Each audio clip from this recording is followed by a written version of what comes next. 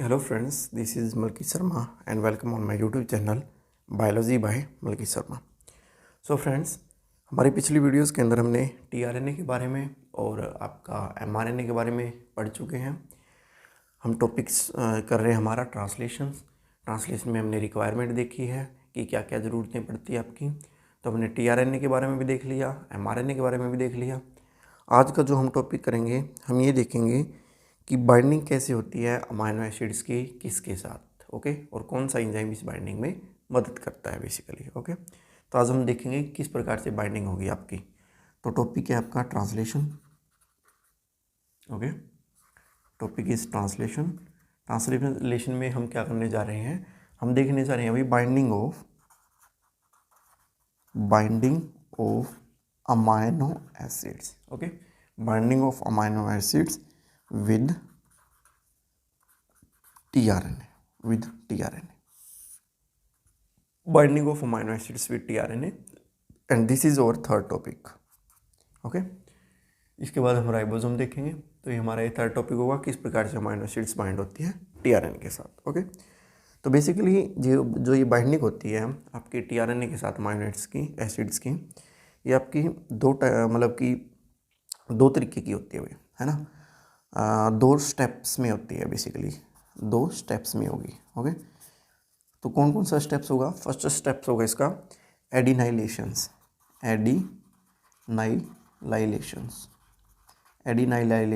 Of amino acids, समझ रहे हो। तो जैसे कि नाम से पता चल रहा है भाई, मतलब ये है कि अमाइनो इस स्टेप्स में क्या होगा, इस स्टेप्स में बेसिकली क्या करेंगे हम, अमाइनो एसिड्स को बाइंड करेंगे किसके साथ, ATP के साथ, समझ रहे हो।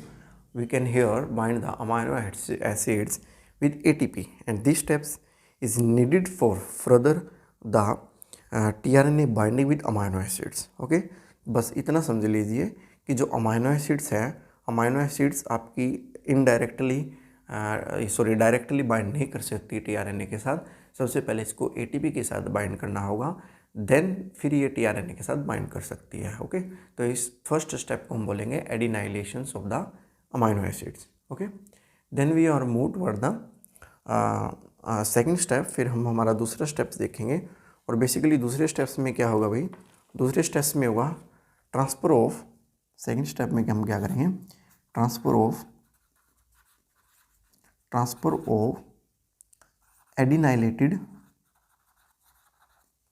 एडिनाइलेटेड amino acids to tRNA, okay. कि जो एडिनाइलेटेड जो हमारी अमाइनो एसिड्स होगी उसको हम टीआरएनए के ऊपर क्या करवा देंगे, ट्रांसफ़र कर देंगे, है ना। तो बेसिकली हमारे दो स्टेप्स होंगे किसके, बाइंडिंग के, कि किस प्रकार से अमाइनो एसिड्स बाइंड करेगी किसके साथ, आपकी टीआरएनए के साथ, ओके। तो जो वीडियो है या जो दूसरा पॉइंट हम आज की वीडियो के अंदर देखेंगे वो ये देखेंगे भाई,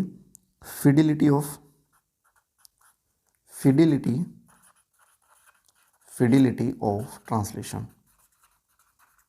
फिडिलिटी का मतलब ये है भाई भरोसा, मतलब इसके ऊपर भरोसा कितना कर सकते हैं हम ट्रांसलेशन के ऊपर बेसिकली, मतलब कि कितने न्यूक्लियोटाइड ऐड होने के बाद, आपके कितने अमाइनो एसिड्स ऐड होने के बाद आपकी एरर होती है ट्रांसलेशंस के अंदर, है ना। That is a fidelity, okay.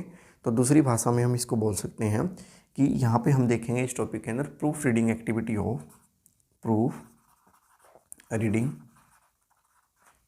Of amino acid tRNA synthetase, okay. तो इस एंजाइम की हम प्रूफ रीडिंग एक्टिविटी देखेंगे। बेसिकली ट्रांसलेशन के अंदर amino acid tRNA synthetase act as a proof reader, समझ रहे हो। तो प्रूफ रीडिंग एक्टिविटी या फिडिलिटी ऑफ ट्रांसलेशन आज की वीडियो के अंदर देखेंगे। और जो लास्ट जो टॉपिक हम आज की वीडियो के अंदर देखेंगे वो हमारा होगा कि जो राइबोसोम है, राइबोसोम वो जो होगा बेसिकली वो आपका डेटरमाइन नहीं कर पाएगा किसके अंदर, करेक्ट या फिर इनकरेक्ट टीआरएनए के अंदर, समझ रहे हो। तो मतलब ये है, इसके ऊपर हम एक्सपेरिमेंट देखेंगे मतलब कि जो हमारा राइबोसोम है बेसिकली, इनडायरेक्टली हम ये बोल दें कि ribosome is not act as a proof reader, है ना, ऐसे ही बोल सकते हैं। तो जो राइबोसोम है, राइबोसोम आपका एक्ट नहीं कर पाता, डिटरमाइन नहीं कर पाता करेक्ट और इनकरेक्ट न्यूक्लियोटाइड जो आपका टीआरएनए इसके साथ बाइंड हुआ है या नहीं हुआ है ना। इस जो एक्सपेरिमेंट को प्रूफ करने के लिए भी या जो टर्म हमने लिखी है इसको प्रूफ करने के लिए भी 2 एक्सपेरिमेंट होंगे आपके, उन 2 एक्सपेरिमेंट को हम स्टडी करेंगे। ओके, तो चलिए अब हम हमारा जो फर्स्ट पॉइंट है उसको करने की कोशिश करते हैं, किस प्रकार से अमीनो एसिड्स बाइंड होता है टीआरएनए के साथ। ओके, तो जैसे भी हमने हमारे पिछली क्लासेस के अंदर, है ना, अमीनो एसिड्स के स्ट्रक्चर्स को बेहतर ढंग से पढ़ चुके हैं। तो अमीनो एसिड्स के स्ट्रक्चर के अंदर बेसिकली क्या क्या होता है, एक तो अमीनो ग्रुप होगा, है ना, और एक आपका कार्बोक्सी ग्रुप होगा बेसिकली। तो चलिए अब हम ये स्ट्रक्चर बनाने जा रहे हैं आपका किसका, मान लीजिए ये हमारा स्ट्रक्चर है अमीनो एसिड्स का। ओके, तो इसके अंदर क्या है बेसिकली, एक तो अमीनो ग्रुप दिखाई दे रहा है आपको, एक कार्बोक्सी ग्रुप दिखाई दे रहा है, समझ रहे हो, यही है। अब अमीनो एसिड्स ये हमारे क्या है भाई, फ्री इलेक्ट्रॉन्स है जो आगे क्या करेंगे, इलेक्ट्रोफिलिक अटैक करेंगे। ओके, तो ये हमारा क्या है, अमीनो एसिड्स है बेसिकली। अमीनो एसिड्स हमने बताया था किसके साथ बाइंड होगा, अमीनो एसिड्स किसके साथ बाइंड होगा, बाइंड होगा किसके साथ, एटीपी के साथ, एटीपी के साथ। यही हमारी क्या है, एडिनाइलेशन है ना। तो देखते हैं भाई ये बाइंड हुआ किसके साथ, एटीपी के साथ बेसिकली। ओके, अब एटीपी का स्ट्रक्चर हमें पता है भाई, एडिनोसिन ट्राइफॉस्फेट, है ना, एडिनोसिन ट्राइफॉस्फेट, मतलब इसके ऊपर क्या होंगे, 3 फॉस्फेट ग्रुप लगे होंगे, है ना, तभी तो एटीपी बनाइए। तो इस तरीके का कुछ स्ट्रक्चर होगा भैया। ओके, उसके बाद क्या है, ये बाइंड है CH2 ग्रुप के साथ। ओके, आगे ये हमारी इस तरीके से, यहाँ पे जो अटैच है वो आपकी एडिनोसिन है ना, इसलिए क्या बना, एटीपी।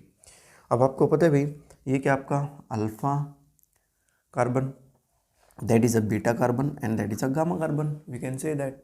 ओके, अब यहाँ पे बेसिकली होगा क्या, यहाँ पे ये जो अमाइनो एसिड्स है ये न्यूक्लियोफिलिक अटैक कर देती है alpha phosphate of the ATP, समझ रहे हो, एटीपी के अल्फ़ा फोस्फेट के ऊपर इसने क्या किया, न्यूक्लियोफिलिक अटैक कर दिया। ये आपका क्या है, अल्फ़ा फोस्फेट के ऊपर, है ना। तो इसने क्या किया, न्यूक्लियोफिलिक अटैक किया अल्फ़ा फोस्फेट के ऊपर। ओके, और ये सारी की सारी जो चीज़ें हैं ये किसकी प्रेजेंस में हो रही है, ये आपकी हो रही है एक एंजाइम की प्रेजेंस में, जिस एंजाइम को बोलते हैं पायरोफॉस्फेटेज। जैसे नाम से पता चल रहा है भाई, ध्यान से सुनो इसको, पायरोफॉस्फेटेज एक एंजाइम है, पायरोफॉस्फेटेज। ये पायरोफॉस्फेटेज एक एंजाइम है बेसिकली, नाम से पता चल रहा है। ये जो पायरोफॉस्फेटेज एंजाइम है बेसिकली ये ब्रेक डाउन कर देता है यहाँ से। ओके, यहाँ से क्या कर देगा, ब्रेक डाउन कर देगा, तोड़ देगा। और जैसे ही यहाँ से ब्रेक डाउन करेगा तो जो 2 फॉस्फेट निकलेंगे in the form of pyrophosphate. तो ये एंजाइम का नाम भी पायरोफॉस्फेटेज है ना। तो इस तरीके से ये आपका जो अमाइनो एसिड है इसके साथ क्या हो जाता है, बाइंड हो जाता है। तो किस तरीके से बाइंडिंग होगी चलिए वो देख लेते हैं ना। जैसे भाई let us check how it will be bind. Okay, let's check. तो इस तरीके से ये आर ग्रुप है, यहाँ पे आपका H, यहाँ पे कार्बोक्सी ग्रुप है। ओके, कार्बोक्सी ग्रुप किसके साथ अटैच हो सकता है, फॉस्फेट के साथ अटैच होगा, ये हमारा फॉस्फेट है। ओके, दिस फॉस्फेट आगे किसके साथ जुड़ा है भाई, राइबोस शुगर के साथ जुड़ा है ना, ये हमारी राइबोस शुगर है। यहाँ पे हमारी क्या है, एडेनिन है, समझ रहे हो। अब यहाँ पे हमारी जो बनी है वो क्या बन गई भाई, ये बन गई आपकी एडिनाइलाइलेटेड अमाइनो एसिड्स। तो फर्स्ट टाइम में हमारा क्या बन गया, एडिनाइलाइलेटेड अमाइनो एसिड्स। और यहाँ से रिलीज़ क्या हो रहा है भाई, रिलीज़ हो रहा है आपका पायरो PPI। ओके, पायरोफॉस्फेट, ये क्या हो रहा है आपका, रिलीज़ हो रहा है ना। तो सबसे पहले हमें पता चल गया किस प्रकार से बाइंडिंग का फर्स्ट टाइम में आपका क्या हो रहा है। ओके, तो चलिए देखिए अब हम जो सेकंड स्टेप है वो देखते हैं, जिसके अंदर जो एडिनाइलाइलेटेड जो अमाइनो एसिड्स है वो टीआरएनए के साथ डायरेक्टली क्या करेगी, बाइंड करेगी। ओके, तो जैसे भाई हम पीछे जो स्ट्रक्चर करके आए हैं, पीछे का जो स्ट्रक्चर था भाई कुछ ऐसा था, है ना। इसके साथ भाई बेसिकली क्या जुड़ा हुआ था, फॉस्फेट ग्रुप।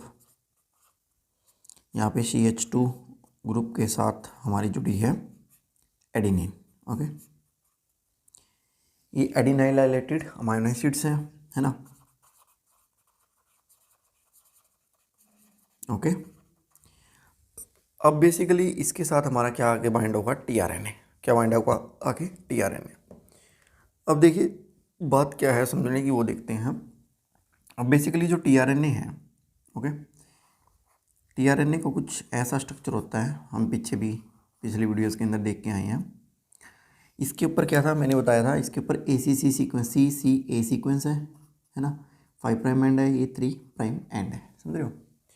अब इस केस में जो ये टीआरएनए है आपका, बेसिकली ये टीआरएनए अब जो अब है, इस केस में इस टीआरएनए को बोलते हैं uncharged tRNA. Uncharged tRNA, uncharged का मतलब यही है जब तक ये आपका बाइंड ना हो किसके साथ, आपकी अमाइनो एसिड्स के साथ तब तक हम इसको बोलते हैं अनचार्ज्ड टीआरएनए, समझ रहे हो। लेकिन जब ये इसके साथ क्या कर जाएगा, बाइंड कर जाएगा, then it become a charged tRNA.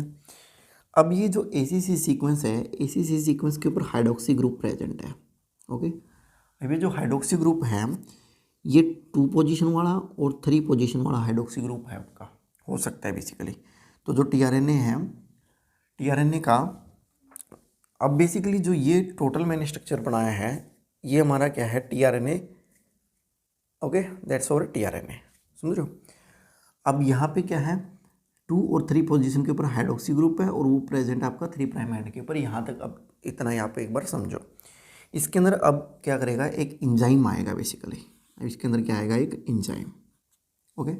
Enzyme इनको क्या कराएगा, बाइंड करवाएगा, और वो जो इंजाइम है उस इंजाइम का नाम है amino acyl tRNA synthetase. Amino acyl tRNA synthetase, समझ रहे हो। बेसिकली इसकी प्रॉपर्टी क्या है, ये बाइंड करवा देगा किसको, अनचार्ज्ड टीआरएनए को, किसके साथ, हमारी एडिनाइलाइलेटेड अमाइनो एसिड्स के साथ। अब ये जो OH ग्रुप है, जो 2 और 3 पोजीशन का OH ग्रुप है, ये बाइंड कर जाएगा, ये अटैक करेगा किसके ऊपर, कार्बोक्सी ग्रुप के ऊपर, है ना। किसके ऊपर अटैक करेगा, यहाँ से देखिए, this attack on the carboxy group, okay.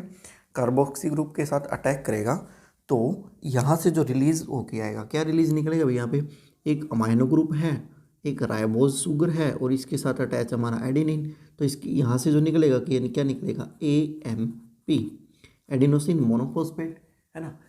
2 phosphate तो पहले निकल चुके हैं, अब एडिनोसिन मोनोफॉस्फेट यहाँ से क्या हो जाएगा, रिमूव हो जाएगा बेसिकली, है ना, ऐसे ही बोल सकते हैं हम, ओके। तो जो स्ट्रक्चर क्रिएट हो गया आएगा, जो लास्ट में जो स्ट्रक्चर बनेगा, और उसको हम बोल देंगे चार्ज्ड टीआरएनए भी इसको हम बोल सकते हैं। तो देखिए क्या होगा, वो आपका किस तरीके का होगा, ओके। इसके साथ यहाँ पे OH ग्रुप के साथ ACC सीक्वेंस है, और ये इस तरीके का आपका स्ट्रक्चर होगा, ओके। और ये हमारा इतना portion, that is over tRNA, and this portion is amino acids. अब अमाइनो एसिड्स बाइंड हो चुके हैं टीआरएनए के साथ, ओके। और इसी टीआरएनए को अब हम बोलेंगे चार्ज्ड टीआरएनए, समझ रहे हो, चार्ज्ड टीआरएनए।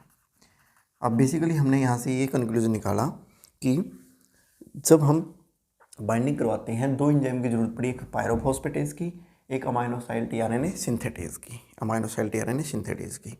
अब थोड़ा सा और जानेंगे हम अमाइनो असाइल टीआरएनए सिंथेटेज के बारे में, बहुत इंपॉर्टेंट हो जाता है। जो ये 2 टाइप का होगा अभी, class 1 amino acyl tRNA synthetase, class first जिसको बोलेंगे class 1 amino acyl tRNA synthetase. एक होता है आपका क्लास 2 एंजाइम, है ना, या tRNA synthetase, class 1 tRNA synthetase या क्लास 2 टीआरएनए सिंथेटेज, ओके। अब बेसिकली ये जो क्लास 1 है, मैंने बताया यहाँ पे 2 पोजीशन के ऊपर और 3 पोजीशन के ऊपर हाइड्रोक्सी ग्रुप प्रेजेंट है ना। इनमें से दोनों में से एक अटैक करेगा किसके ऊपर, कार्बोक्सी ग्रुप के ऊपर अमाइनो एसिड्स के, है ना। तो ये डिसाइड कौन करेगा अभी, 2 वाला करेगा या 3 वाला करेगा, ये डिसाइड करता है हमारा क्लास 1 वाला और क्लास 2 वाला एंजाइम, ओके। तो जो class first amino acyl tRNA synthetase है, वो क्या करेगा, अलो करेगा अटैक ऑफ किसका अटैक, 2 हाइड्रोक्सी ग्रुप जो प्रेजेंट है किसके ऊपर, एट 3 प्राइम एंड के ऊपर प्रेजेंट है, ठीक है। 3 प्राइम एंड के ऊपर प्रेजेंट है ऑफ टीआरएनए समझ रहे हो। टीआरएनए के 3 प्राइम एंड के ऊपर जो 2 हाइड्रोक्सी ग्रुप प्रेजेंट है उसको अलो करवाएगा अटैक करवाने के ऊपर, किसके ऊपर, अमाइनो एसिड्स के ऊपर। बस इतना ही है, समझ रहे हो कि जो टीआरएनए के 3 प्राइम एंड है, 3 प्राइम एंड के ऊपर जो 2 हाइड्रोक्सी ग्रुप है, 2 हाइड्रोक्सी ग्रुप को अलो करवाएगा अटैक करवाने के लिए अमाइनो एसिड्स के ऊपर। वो किसका काम है, क्लास फर्स्ट एंजाइम का काम है, समझ रहे हो। दूसरा देख लेते हैं, दूसरा क्या है, क्लास सेकंड वाला। भाई क्लास सेकंड वाला क्या करता है, अलो करवाएगा। क्लास सेकंड वाला क्या करेगा, अलो करवाएगा किसको, जैसे हम ये करवाएगा अटैक करवाएगा किसका, ओ 3OH ग्रुप, किसका, 3OH ग्रुप का, किसका 3OH ग्रुप का, जो किसके ऊपर प्रेजेंट है, at 3 prime end of tRNA के ऊपर, किसके ऊपर कराएगा, ऑन अमाइनो एसिड्स। समझ लो कि जो 3 प्राइम एंड के ऊपर जो 3 पोजीशन का जो हाइड्रोक्सी ग्रुप है उसको अलो करवाता है बाइंड या अटैक करवाने के लिए अमाइनो एसिड्स के ऊपर, किसके ऊपर, अमाइनो एसिड्स के ऊपर, समझ रहे हो। ओके, तो ये हमारा क्लास सेकंड जो टाइप का टीआरएनए सिंथेटेज है वो आपका काम करवाता है। ओके, तो ये हम देख चुके हैं किस प्रकार से यहाँ पे बाइंडिंग आपकी होती है बेसिकली। अब बेसिकली एक नोट करने की बात है भाई, जो डायरेक्टली आपके एग्जाम्स के अंदर पूछी जा सकती है, तो वो नोट करने की बात क्या है वो देख लेते हैं भाई, कि जो हमारा एक अमाइनो एसिड है ग्लूटामाइन,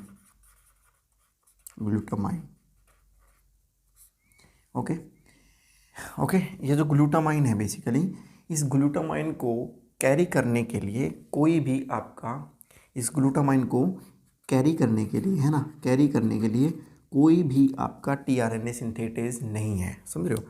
टीआरएनए सिंथेटेज क्या है, नहीं है, टीआरएनए सिंथेटेज नहीं है, मतलब क्या है, नॉट प्रेजेंट,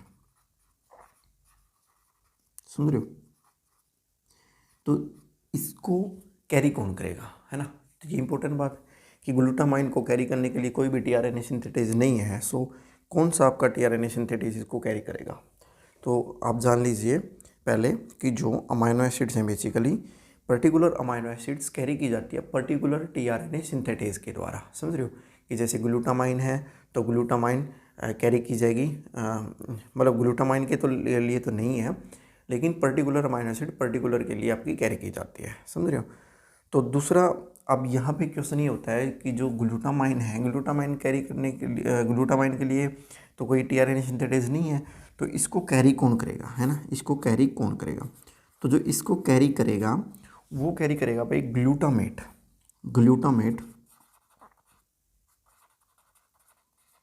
टीआरएनए सिंथेटेज।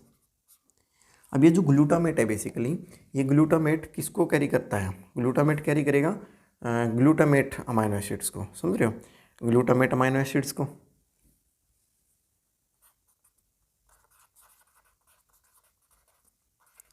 तो कंक्लूजन ये निकल गया कि जो ग्लूटामेट टीआरएनए सिंथेटेज है वो ग्लूटामेट को भी कैरी करेगा और किसको कैरी करेगा, आपका ग्लूटामाइन को भी। तो ये डायरेक्ट क्वेश्चन आपसे पूछ लिया जाता है कि जो हमारा glutamate tRNA synthetase is able to carry both of the amino acids which is glutamate and another is a glutamine. चलिए भाई, अब हम नेक्स्ट पॉइंट की तरफ मूव करते हैं, जो हमारा क्या होगा, फिडिलिटी ऑफ ट्रांसलेशन या फिर proof reading activity of tRNA synthetase. तो जैसे नाम से पता चला है, मैंने पहले भी बताया आपको इंट्रोडक्शंस के अंदर, कि फिडिलिटी का मतलब ये होता है कि कितने न्यूक्लियोटाइड या कितने अमाइनो एसिड्स जब आपके बाइंड होते हैं एक पूरी ट्रांसलेशन प्रोसेस के अंदर, उसके ऊपर कितने अमाइनो एसिड्स आपके क्या होते हैं, इनकरेक्ट उस चेन के साथ बाइंड होते हैं, है ना। तो जो एक्यूरेसी है बेसिकली, है ना, तो जो ट्रांसलेशन है, ट्रांसलेशन की बेसिकली एक्यूरेसी क्या है ना, उसी को हम क्या बोलेंगे, फिडिलिटी। फिडिलिटी मतलब क्या होता है कि जो उसकी जो भरोसेमंद प्रक्रिया है या नहीं है ट्रांसलेशन, है ना, वो देखते हैं। इसी के अंदर हम देखेंगे proof reading activity of tRNA synthetase, कि टीआरएनए सिंथेटेज यहाँ पे ट्रांसलेशन के अंदर टीआरएनए सिंथेटेज आपका प्रूफ रीडिंग एक्टिविटी शो करेगा, समझ रहे हो। ओके, तो जो इसकी एक्यूरेसी की अगर हम बात करें, किसकी, आपकी ट्रांसलेशन की, तो जो मिस्टेक है किसके अंदर, ट्रांसलेशन के अंदर, बेसिकली ट्रांसलेशन के अंदर जो मिस्टेक है बेसिकली वो आपकी 10,000 जब आपके अमाइनो एसिड्स या बेसिस आपके अटैच हो जाते हैं, उसके ऊपर आपकी क्या होती है, वन मिस्टेक होती है। उसके ऊपर क्या होती है, आपकी वन मिस्टेक होगी। समझ रहे हो कि जब 10,000 आपके बेसिस या अमाइनो एसिड्स ऐड हो जाते हैं, उसके ऊपर ट्रांसलेशन के अंदर एक मिस्टेक आपकी होती है, या फिर हम बोलें कि आपकी 10⁻³ ओके, 10⁻³ में एक मिस्टेक आपकी क्या होती है, इसकी होती है बेसिकली। ओके, तो ये चीज़ हम देखेंगे। तो चलिए अब हम थोड़ा सा इसको एग्जाम्पल के तौर पे समझने की कोशिश करते हैं, है ना। एग्जाम्पल के तौर पे देखते हैं, एग्जाम्पल में बेसिकली क्या। तो देखिए हम दो एग्जाम्पल लेके चल रहे हैं, एक तो टायरोसिन का और एक फिनाइलएलानाइन का। ओके, तो टायरोसिन का अगर हम स्ट्रक्चर देखें, बेसिकली स्ट्रक्चर वाइज समझेंगे। ये हमारा क्या है, स्ट्रक्चर है टायरोसिन का बेसिकली। ओके, एक बेंजीन रिंग होगी, यहाँ पे आपका हाइड्रोक्सी ग्रुप प्रेजेंट है। ओके, यहाँ पे हमारा CH2 ग्रुप प्रेजेंट होगा। ओके, देन यहाँ पे CH और यहाँ पे आपका क्या है, NH2। वहीं अगर हम दूसरी साइड देखें, दूसरी साइड जो हमारा स्ट्रक्चर है, ये फिनाइलएलानाइन का स्ट्रक्चर है आपका बेसिकली। इसका जो स्ट्रक्चर है देखिए, स्ट्रक्चर देखिए क्या है इसका, that's a structure of this. ये हमारा क्या है भाई, दिस स्ट्रक्चर ऑफ टायरोसिन। ये हमारा टायरोसिन का स्ट्रक्चर है, टायरोसिन। ओके, और ये हमारा फिनाइलएलानाइन, फिनाइलएलानाइन। अब देखिए मैं जस्ट आपको ये बता रहा हूँ कि इसकी इतनी मतलब जो ट्रांसलेशन है, ट्रांसलेशन की बहुत मतलब बढ़िया एक्यूरेसी है बेसिकली। तो जो टायरोसिन है बेसिकली, टायरोसिन और जो फिनाइलएलानाइन के अंदर बेसिकली एक बेस का ही फ़र्क है, जो हमारा क्या है, हाइड्रोक्सी ग्रुप। ओके, फिर भी जो हमारा जो टीआरएनए सिंथेटेज है, इनको क्या कर लेता है, रिकॉग्नाइज कर लेता है। इनको क्या कर लेगा, रिकॉग्नाइज कर लेगा। और जो इस अमाइनो एसिड्स है, इस अमाइनो एसिड्स के साथ जो बाइंड करेगा, इसके साथ जो हमारा बाइंड करेगा, वो करेगा टायरोसाइल टीआरएनए सिंथेटेज। समझ रहे हो कि इसके साथ टायरोसिन वाला ही टीआरएनए सिंथेटेज एंजाइम बाइंड करेगा, है ना। और इसके साथ कौन सा बाइंड करेगा भाई, इसके साथ बाइंड करेगा फिनाइलएलानाइल टीआरएनए सिंथेटेज। तो कंक्लूजन यहाँ से ये निकल के आ रहा है कि एक छोटे से बेस के कारण या डिफरेंस के कारण भी मतलब एक छोटा सा बेस ही तो है, उसको भी ये जो हमारे टीआरएनए सिंथेटेज एंजाइम है वो रिकॉग्नाइज कर लेते हैं, है ना। जैसे कि टायरोसाइल टीआरएनए सिंथेटेज केवल बाइंड कर रहा है टायरोसिन के साथ, है ना। फिनाइलएलानाइन जो है, इसको इसके साथ बाइंड करेगा कौन सा, फिनाइलएलानाइल टीआरएनए सिंथेटेज। ओके, तो ये हमारे यहाँ से ये पता चलता है कि पर्टिकुलर टीआरएनए सिंथेटेज ही पर्टिकुलर अमाइनो एसिड्स के साथ क्या करेगा, बाइंड करेगा। ओके, अब भाई जो हमारा टीआरएनए सिंथेटेज एंजाइम है बेसिकली, टीआरएनए सिंथेटेज एंजाइम की मतलब कि प्रूफ रीडिंग एक्टिविटी को समझने के लिए हम इसको एक पर्टिकुलर दो एग्जांपल के साथ समझने की कोशिश करते हैं। समझ रहे हो, दो एग्जांपल के साथ इसको समझने की कोशिश करते हैं। ओके, एक लेंगे हम आइसोल्यूशन, एक लेंगे वेलाइन। ओके, तो स्ट्रक्चर देखिए भाई, आइसोल्यूशन और वेलाइन का किस तरीके से होगा। ओके, यहाँ पे CH2 ग्रुप है, यहाँ पे CH3 ग्रुप है, that is a NH2। Okay, that is a COOH। Same structure यहाँ पे ड्रॉ करेंगे हम, CH NH2 COOH, और यहाँ पे क्या है, CH3, दैट इज CH3। अब यहाँ पे जो हमारा ये जो स्ट्रक्चर है, ये आइसोल्यूशन का स्ट्रक्चर है। यहाँ पे एक अटैच है हमारा CH3 या मिथाइल ग्रुप। समझ रहे हो, ये जो स्ट्रक्चर आपका आइसोल्यूशन है, आइसोल्यूशन। ये वाला जो स्ट्रक्चर है हमारा क्या है, वेलाइन का है। ये वाला स्ट्रक्चर क्या आपका, वेलाइन का है। समझ रहे हो, अब जैसे देखने को पता चल रहा है कि जो स्ट्रक्चर है आइसोल्यूशन का बेसिकली, वो स्ट्रक्चर क्या आपका लार्ज है, लार्ज दिखाई दे रहा होगा। और ये वाला जो स्ट्रक्चर आपको स्मॉल दिखाई दे रहा होगा। समझ रहे हो, अब बेसिकली हम क्या करेंगे, अब हमें पता है भाई आइसोल्यूशन के साथ कौन बाइंड करेगा, एक पर्टिकुलर हमारा टीआरएनए सिंथेटेज, है ना। आइसोल्यूसाइल टीआरएनए सिंथेटेज इसके साथ बाइंड करेगा। ओके, आइसोल्यूसाइल टीआरएनए सिंथेटेज इसके साथ बाइंड करेगा, है ना। इस तरीके से लिख देते हैं। इसके साथ कौन बाइंड करेगा, वेलाइल टीआरएनए सिंथेटेज, ध्यान से समझो। इसके साथ कौन बाइंड करेगा, आइसोल्यूसाइल टीआरएनए सिंथेटेज, इसके साथ बाइंड करेगा वेलाइल टीआरएनए सिंथेटेज, समझ रहे हो। अब देखो क्या है, अब यहाँ पे जो बात समझने की है ये है कि जो वेलाइल टीआरएनए सिंथेटेज है बेसिकली, वेलाइल टीआरएनए सिंथेटेज का मान लीजिए हमारा क्या है, ये आपका क्या है, स्ट्रक्चर है बेसिकली, है ना। यहाँ पे ये जो एरो से दिखाई दे जो एरो जो डालना है इसके अंदर, इसको मान लीजिए इसके अंदर ये क्या है, catalytic property, that is a catalytic property, catalytic property, sorry pocket, ये क्या है इसकी, मान लीजिए कैटालिटिक पॉकेट है। तो कैटालिटिक पॉकेट बेसिकली आप ये जानो कि ये आपका बेसिकली कोई भी रोंग अमाइनो एसिड्स आ जाए, है ना, उसके साथ बाइंड करेगी, एक्टिविटी करेगी, हाइड्रोलाइसिस करवा देगी। तो ये इसकी क्या है, कैटालिटिक प्रॉपर्टी है। अब यहाँ पे जो इसकी कैटालिटिक प्रॉपर्टी है वो क्या है, वो स्मॉल है, स्मॉल है। स्मॉल होगी तो यहाँ से क्या क्रिएट होगी, स्टेरिक हिंड्रेंस क्रिएट होगी, स्टेरिक हिंड्रेंस क्रिएट होगी, स्टेरिक हिंड्रेंस क्रिएट होगी, है ना। तो बात ये है कि ये केवल वेलाइन को ही अपने साथ बाइंड करवाएगा, क्योंकि ये भी स्मॉल साइज है, वेलाइल टीआरएनए सिंथेटेज का भी स्मॉल साइज है, तो ये केवल वेलाइन को ही बाइंड करवाएगा, है ना, यही बात है। क्योंकि अगर आइसोल्यूशन आएगा तो आइसोल्यूशन का साइज़ बड़ा है भाई, साइज़ बड़ा है तो स्टेरिक हिंड्रेंस होगी, है ना, स्टेरिक हिंड्रेंस होगी तो आपका ये इसके साथ बाइंड ही नहीं होगा। तो एक बात तो क्लियर होगी कि जो आइसोल्यूशन है, आइसोल्यूशन is unable to bind with velayl tRNA synthetase. Okay, this is a conclusion from here. But whenever we are moved toward the isoleucyl tRNA synthetase, isoleucyl tRNA synthetase, तो जो आइसोल्यूशन टीआरएनए सिंथेटेज है, इसकी जो catalytic pocket है, catalytic pocket है, catalytic pocket is large, catalytic pocket is large. अगर इसकी catalytic pocket large है तो वेलाइन का साइज क्या है, छोटा है भाई, छोटा है तो वो इजीली इसके अंदर क्या हो जाएगा, घुस जाएगा, समझ रहे हो, इजीली इसके साथ के अंदर क्या हो जाएगा, स्लिप हो जाएगा, समझ रहे हो। तो अब क्या होगा भाई, कैटालिटिक पॉकेट इसकी लार्ज है तो वेलाइन क्या होगा, valine can easily slip into this pocket, this pocket. अब वेलाइन इस पॉकेट में आसानी से क्या हो गया, घुस गया। अगर वेलाइन इस पॉकेट में आसानी से घुस गया तो वो तो आइसोल्यूसाइल टीआरएनए सिंथेटेज के साथ बाइंड कर लेगा।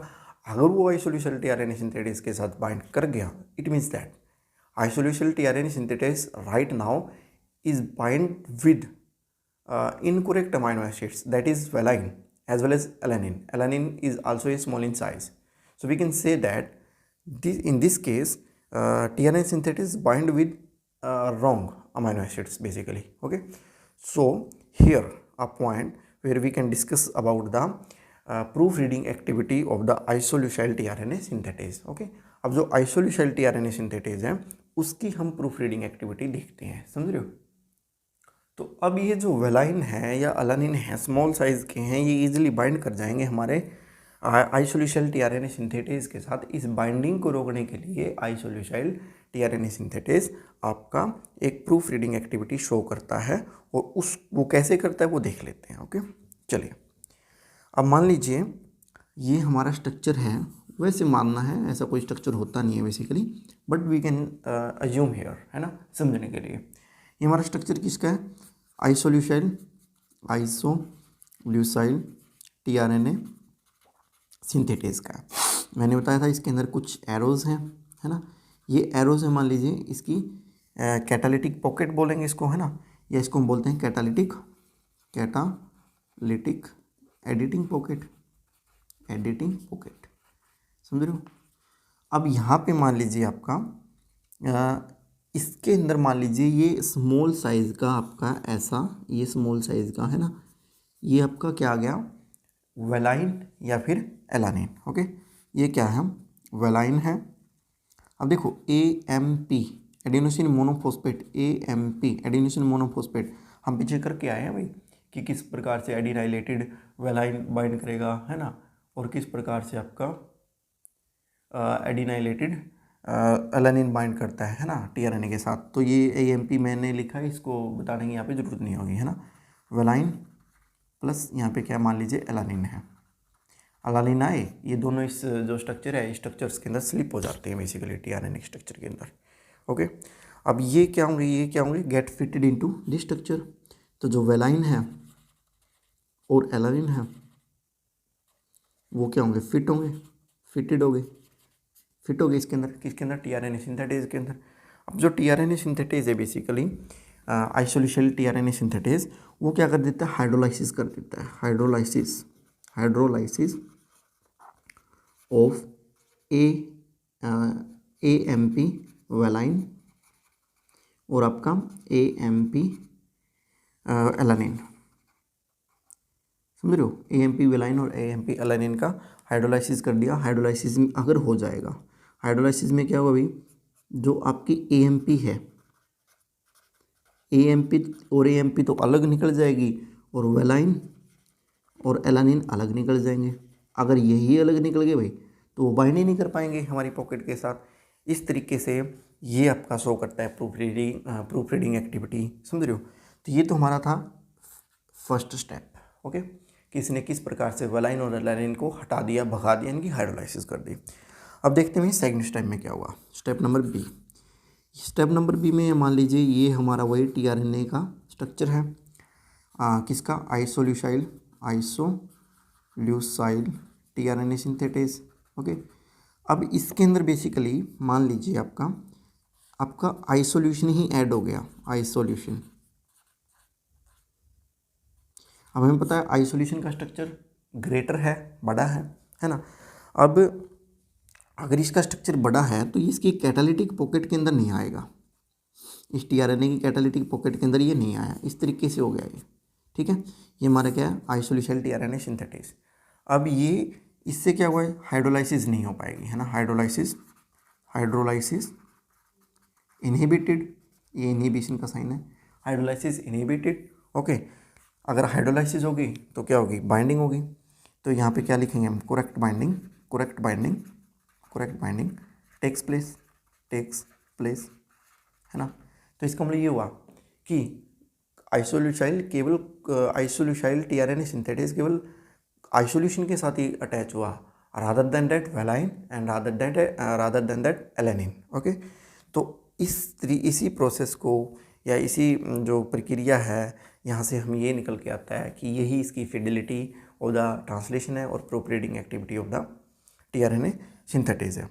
और अब ये जो सारी प्रक्रिया हो जाती है तो जो मिस्टेक के चांसेस होंगे वो होंगे आपके 10:3, 10⁻³ में 1 मिस्टेक, है ना।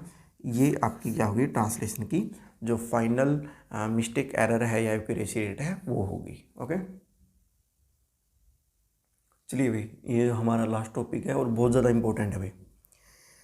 अब जैसे पहले तो ये बात समझिए आप कि जैसे आपका टीआरएनए अमाइनो एसिड्स के साथ बाइंड हो गया, है ना, प्रूफ रीडिंग एक्टिविटी भी शो कर ली। अब बाइंड हो गए कहीं ना कहीं तो वो जाएगा, बाइंड हो के जाएगा वो राइबोसोम के पास। अब भाई साहब जो आपका राइबोसोम है, एक राइबोसोम ऐसी चीज़ है उसको कोई लेना देना नहीं है भाई, वो उसको चाहिए आपका charged tRNA, only charge tRNA उसको चाहिए, है ना। आइदर इट इज़ करेक्ट और आइदर इट इज़ इनकरेक्ट, ये उसके लिए मायने नहीं रखता, ओके। तो इनडायरेक्टली हम ये बोलेंगे कि ribosome is not able to show the proof reading activity, है ना। यही क्वेश्चन आपसे पूछा जा सकता है भाई, क्या ribosome proof reading activity show करेगा, आप बोलोगे नहीं करेगा। क्यों भाई, क्यों नहीं करेगा, क्योंकि वो तो वही बाइंड ही नहीं कर पा रहा, मतलब करेक्ट जो टीआरएनए सिंथेटेज है अगर वो उसी को रिकॉग्नाइज नहीं कर पा रहा तो वो प्रूफ रीडिंग एक्टिविटी में क्या मतलब पार्टिसिपेशन करेगा, समझ रहे हो। तो अब देखो जो राइबोसोम है वो हम यही समझाने जा रहे हैं आपको कि जो राइबोसोम है बेसिकली, राइबोसोम आपका केवल और केवल चार्ज्ड टीआरएनए के साथ बाइंड करता है और ये आपका रिकॉग्नाइज नहीं कर पाएगा कि जो इनकमिंग चार्ज टीआरएनए है वेदर इट इज़ करेक्ट और whether it is incorrect, okay.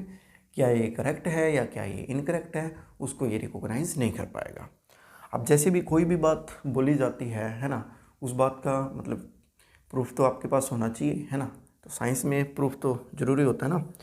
सो इसी मतलब बात को प्रूफ करने के लिए बेसिकली आपके 2 एक्सपेरिमेंट किए गए, अलग अलग साइंटिस्टों ने एक्सपेरिमेंट्स किए गए। अब 2 एक्सपेरिमेंट कौन कौन से हुए वो देखते हैं। पहला एक्सपेरिमेंट जो किया गया भाई, फर्स्ट एक्सपेरिमेंट का जो नाम है उस एक्सपेरिमेंट को बोलते हैं जेनेटिक एक्सपेरिमेंट। नाम से पता चले भाई, जेनेटिक एक्सपेरिमेंट। तो भाई जेनेटिक एक्सपेरिमेंट में क्या हुआ होगा बेसिकली, जेनेटिक एक्सपेरिमेंट में क्या हुआ होगा, चलिए इसको समझते हैं। क्या किया भाई, एक टीआरएनए लिया, किसी ने भी, कोई भी साइंटिस्ट होगा उस टाइम पे, टीआरएनए लिया किसके अंदर, कल्चर प्लेट के अंदर, समझ रहे हो, culture plate, you know like that. इस कल्चर प्लेट के अंदर इन्होंने क्या ले लिया, टीआरएनए ले लिया। इस कल्चर प्लेट सॉरी, इस कल्चर प्लेट के अंदर जैसे इन्होंने टीआरएनए लिया, तो इस टीआरएनए को अंदर इन्होंने क्या किया, एक टीआरएनए को, जो कल्चर प्लेट की प्लेट थी, ये मान लीजिए एक कल्चर प्लेट ये है, ओके, एक कल्चर प्लेट ये है। तो बात समझिए, टीआरएनए लिया, उसको उन्होंने दो कल्चर प्लेट के अंदर डिवाइड कर दिया, एक ये मान लीजिएगा, एक कल्चर प्लेट मान लीजिएगा ये है, ओके। तो बेसिकली इन्होंने क्या किया, जो मान लीजिए ए नंबर की जो कल्चर प्लेट है ये वाली, इस कल्चर प्लेट को इन्होंने क्या कर दिया, यूवी रेज दे दी भाई, यूवी रेज।